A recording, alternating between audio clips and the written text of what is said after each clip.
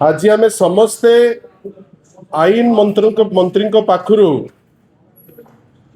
आज आम समस्ते आपण मानकर गणमाध्यम माध्यम रे आईन मंत्री गोटे विवृत्ति शुणा पाइलु। विवृत्ति कौन आउ अनेक जिनस कही ता भितरे किंतु आईन मंत्री कहू कहू कही आमे जदि प्रश्न पचारू बीजेडी नेता पक्षाघात हो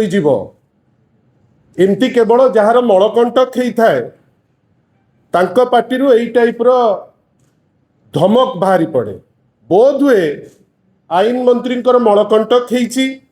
कष्ट बहुत जोर से होची वर्तमान से कष्ट से घरे कही पारुना कि बाहर कही पारुना जो जो राज्य को पक्षाघात कर सारे जो मंत्रिमंडल रे पक्षाघात वर्तमान अवस्था आसी जाइछि जो राज्य रे पॉलिसी वर्तमान पैरालिसिस हो गलानी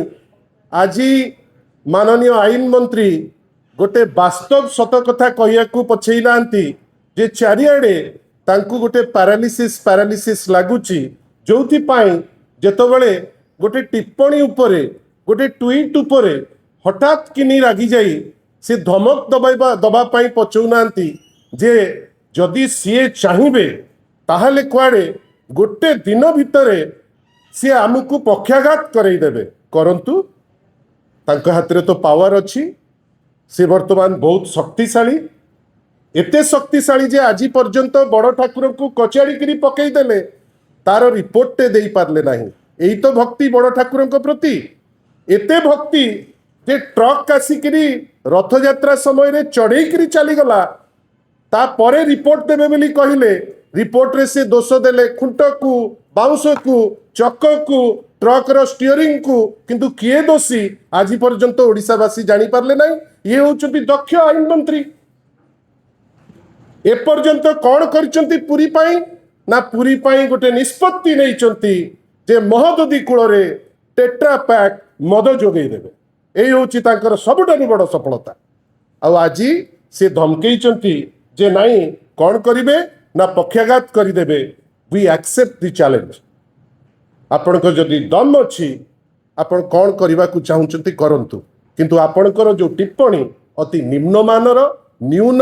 एवं आमे आपण को आउ थे पचारुचु आपण कौन लुचेबा चाहते कहीं एत व्यतिव्यस्त हो जाउचंती आपणकर तो अभ्यास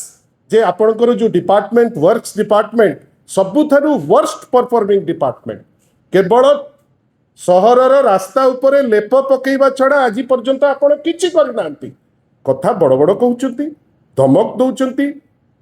पृथ्वीराज बाबू आमे आपण को धमक को एक्सेप्ट करूछु अपेक्षा करूछु आपण केमिति कौन करिवे किंतु पाइल्स रो जो ट्रीटमेंट पे जो औषध मु आज गोटे होमियोपैथी औषध आपण को पाक पठेबी आपण को कष्ट हबनी काटिबा को पड़िबो नै एवं आपण टिके उश्वास मध्य पाइ।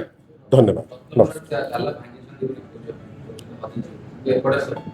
कौनसी राजनीति भितरे मु चाहिए नहीं प्रभु श्री जगन्नाथ पड़ंतु समयर आवश्यकता अनुसार सेठिकार आनुष्ठानिक जे दायित्व अच्छी सी सत्यता सह कहे बोली मोर से विश्वास आउ से निश्चित सेटा करेंगे बोली आम आशा रखु।